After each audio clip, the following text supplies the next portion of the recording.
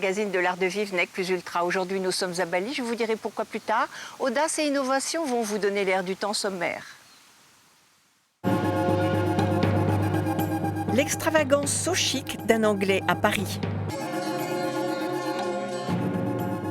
À Hong Kong, la gastronomie a sa French touch. Et à Murano, les maîtres d'hier sont plus que jamais ceux de demain. Je vous présente Loulou, le chien de la maison. Pour le moment, on met à l'honneur le créateur de l'année. Ultra british, autodidacte, Tom Dixon a un parcours atypique. Son côté décalé nous a plu rencontre. Allez, hop là! Au Salon Maison et Objets 2014, Tom Dixon est sous les feux de la rampe. C'est lui qui est élu créateur de l'année. Célèbre pour son esthétique industrielle, il dessine un mobilier aussi chic qu'excentrique. Après avoir été directeur artistique chez Habitat pendant 10 ans, il crée le studio Tom Dixon qui emploie une centaine de personnes et dont on peut trouver les créations dans 63 pays dans le monde. C'est lui qui signe la décoration du restaurant L'Éclectique qui vient d'ouvrir à Paris, plus designer que créateur ou l'inverse? Le créateur de l'année, je trouve ça très drôle, puisque d'être créateur plutôt que designer tout d'un coup. Ça ne veut pas dire la même chose, créateur, designer. Je sais pas, en Angleterre, le créateur, c'est comme Dieu, n'est-ce pas? Mais bon, puisqu'on fait ce salon et on fait des accessoires que depuis 2 ans et demi, d'être reconnu dans ce monde de l'accessoire et de la décoration, tout d'un coup, c'est comme si j'étais un jeune designer qui commençait au début. Alors c'est formidable d'avoir l'occasion d'aussi montrer probablement des concepts derrière le travail, pas de juste faire le commerce. Et côté concept, Tom Dixon s'en donne à cœur joie avec sa chaise Y dont la mise au point a duré 2 ans. Une fantaisie très british qu'il distille dans chacun des objets de notre quotidien. J'ai beaucoup été influencé, surtout avec ma mère qui est d'ailleurs toujours moitié française. Point de vue la cuisine, et on voit ça dans mon développement, pas seulement des accessoires qui sont les arts de la table. D'abord, je fais la table, puis je fais les trucs qui vont sur la table. Mais aussi, maintenant, je me concerne encore plus de la nourriture même. Et on a un restaurant à Londres qu'on opère nous-mêmes. Moi, je pense que la France est beaucoup plus sensuelle que l'Angleterre. L'Angleterre change rapidement au point de vue de la nourriture, mais ma base et mon intérêt dans la bouffe et ouais, surtout la bouffe. Et tout ce qui va autour, ça vient vraiment de la culture française. Hein. En faisant du métal sa matière fétiche et de son extravagance son style inimitable, il crée des objets que les musées les plus prestigieux comme le MoMA collectionnent. Pour ses accessoires, il concilie son esthétique radicale avec des objets plus grand public. Les choses que je faisais pour le plaisir, les gens ont commencé à les acheter. C'est la découverte du métal et la découverte de la façon de travailler le métal avec du feu qui vraiment m'a libéré de faire très rapidement beaucoup d'idées. Le métal, c'est la liberté. Le restaurant éclectique au cœur du nouveau centre commercial Beaugrenelle à Paris dans le 15e se veut un trait d'union entre le chic parisien et l'excentricité britannique. La propriétaire, Fabienne Hamzalak, n'a qu'un mot à la bouche pour le définir. Éclectique. Je suis tombée amoureuse de ce nom et puis je trouve sa déco éclectique, je trouve son univers éclectique et j'avais envie de faire une carte éclectique. Au cœur du dispositif imaginé par Tom Dixon, l'éclairage.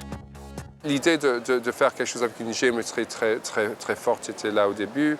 On a fait ça dans l'architecture et dans les lampes. Et de mélanger un ou deux concepts qui avaient à voir un peu avec le lieu qui n'est pas le Paris traditionnel, mais qui est le Paris des années 70, qui a été très démodé pendant un moment. Et moi, je pense que ça revient. Moi, je pense que cette ère des années 70 à Paris, où il y avait la volonté de faire le nouveau, le neuf, Roger Talon, je sais pas, Pierre Paulin. J'ai rencontré Pierre Paulin et Roger Talon quand j'étais à Habitat et j'ai beaucoup été inspiré par leur énergie et leur volonté d'avoir un regard positif sur le futur. Et la lumière fut. On est effectivement très très gâté par cette lumière, cette ambiance feutrée, où on se sent bien tout de suite, on arrive, c'est agréable. La lumière reflétée dans un jeu de métal et de lac, des tables pensées comme de petites alcôves, il convertit les 300 mètres carrés de la salle en un lieu chaleureux. Si vous dites chaleureux, c'est formidable parce que c'était pas évident avec tout ce verre et tout ce métal de faire. Et aussi, on voulait garder du béton. De faire chaleureux avec tous ces éléments, c'est pas évident. Alors, ouais, moi, je suis satisfait. C'est un alien dans le monde du design, un Englishman in Paris aussi chic qu'excentrique qu'on aime. Là, nous filons à Hong Kong. Un très nouveau restaurant vient d'ouvrir qui reflète bien l'air du temps. Ouvert et créatif, décor et cuisine légère mais élégante. C'est la French Touch de Canton Road à Kowloon. Je vous présente Philippe Aurico, chef et entrepreneur. C'est en octobre dernier que le Youper Modern Bistro a ouvert à Hong Kong, dans le quartier historique de Sheung Wan. À moins de 40 ans, le chef Philippe Aurico dirigeait déjà 4 établissements de la Hewlett House à Kowloon. Avec son nouveau restaurant, il brise l'image un peu guindée de la haute gastronomie par son ambiance conviviale et décontractée. J'ai ouvert ce restaurant il y a quelques mois. Je travaillais pour Pierre Gagnère avant, pendant quelques années, dans un autre groupe de restauration hongkongais avec qui j'ai ouvert pas mal de restaurants sur Hong Kong et maintenant je me suis mis à mon propre compte. On n'est jamais mieux que chez soi.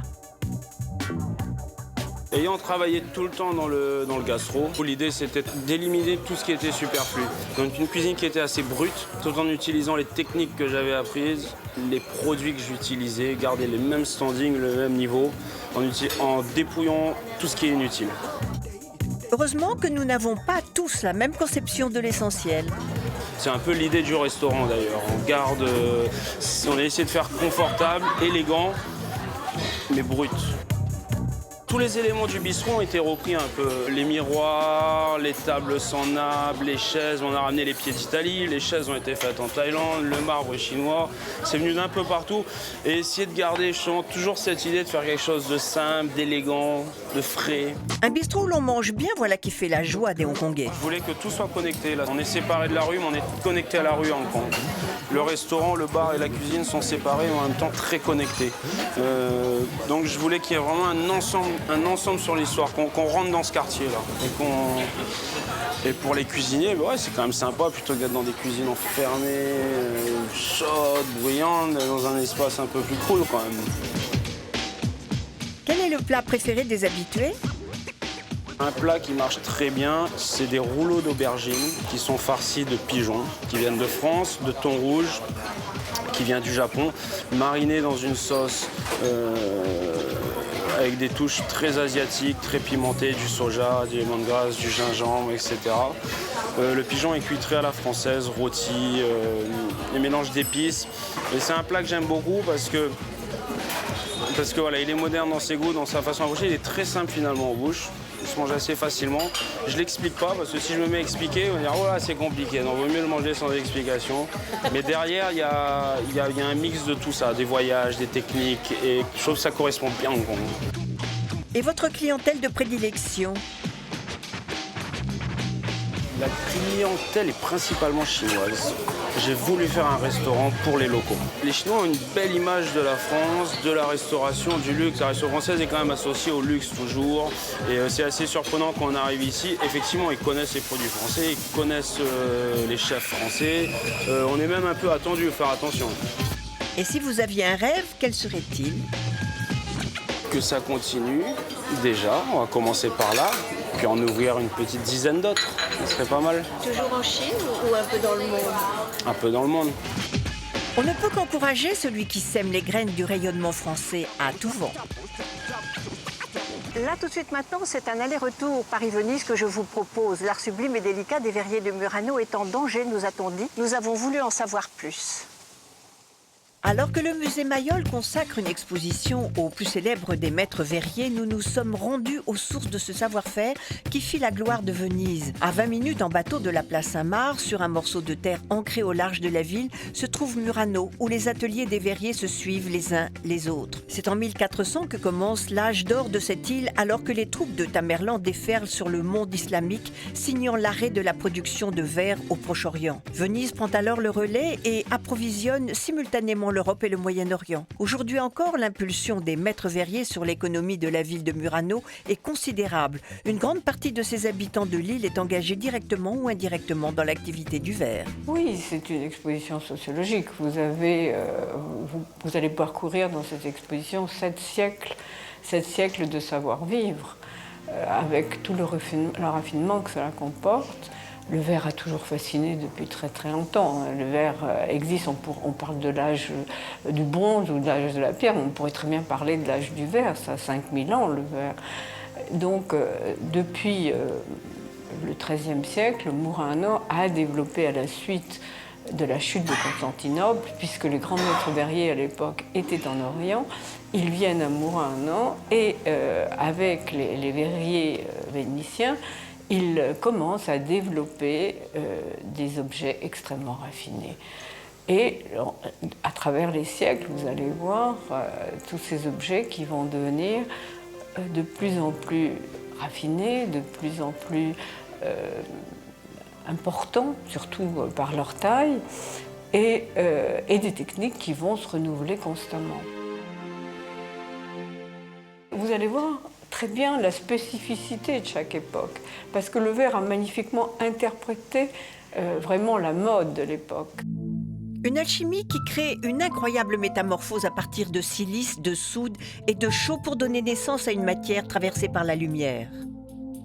Il y a une espèce de mystère, ce sable qui devient liquide, qui va en fusion. Et puis, ce qui fascine beaucoup, c'est que le verre, qui a l'air très docile, puisqu'il devient liquide, on peut lui donner apparemment la forme qu'on veut, ce qui n'est pas vrai du tout, parce qu'au moment de la fusion, le geste du verrier est un seul. Il ne revient jamais sur son geste. Une fournaise d'où émerge un fragile trésor né du souffle humain et de la grâce d'un maître verrier. Du Moyen-Âge à nos jours, l'histoire de ses formes, de ses techniques et de ses couleurs est fascinante. Il y a, au XXe siècle, il y a des artistes qui sont venus à Murano parce que ça les intéressait.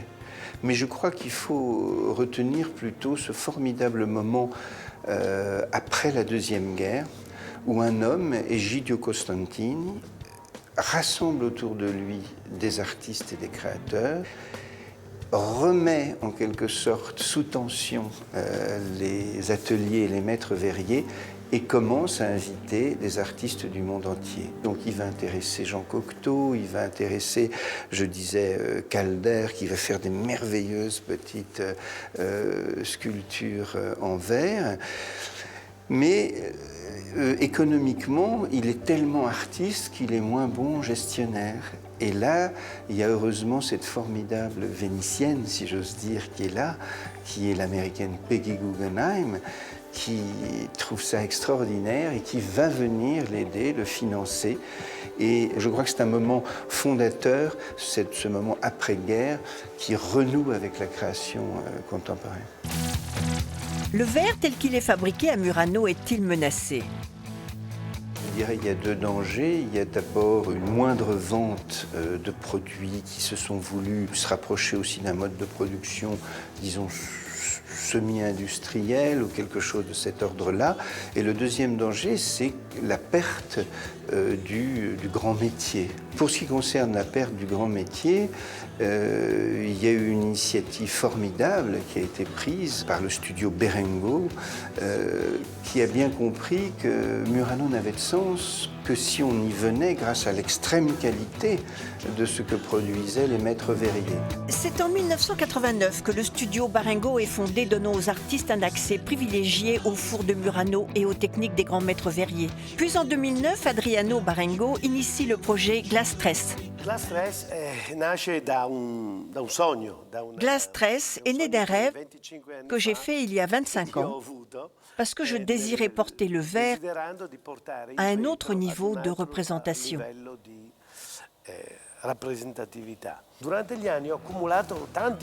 Pendant des années, j'ai accumulé pas mal de prototypes et j'ai pensé qu'il aurait été intéressant d'avoir un espace d'archéologie industrielle où pouvoir montrer, surtout pour les générations à venir. Par exemple, en 2050, si quelqu'un veut savoir ce qui s'est passé au niveau de l'art dans les années 80, c'est ici qu'il doit venir. Le XXIe siècle ne sera pas uniquement celui de l'art numérique. La forme et la matière ont toujours fait bon ménage. La métamorphose incandescente du verre, malgré sa longue histoire, revêt un caractère toujours aussi mystérieux. Quand le verre, je parle toujours de lui en tant que matériau, est touché par les mains et les idées d'un artiste, il se transforme en quelque chose d'autre. C'est magique. La difficulté quand j'invite un artiste à venir à Murano, c'est justement de faire comprendre au maître verrier qu'avec une technique ancienne et millénaire, on peut tout à fait faire des choses modernes et contemporaines. En même temps, chercher à faire comprendre à l'artiste qu'il doit être plus malléable, capable de compromis, plus attentif à comprendre, qu'en quelque sorte n'étant pas lui-même capable de travailler le verre directement, il a besoin d'une autre moitié d'artiste qui le guide. Ce sont dans ces ateliers que se noue un dialogue entre cette technique venue tout droit du Moyen-Âge et les formes les plus contemporaines de notre siècle.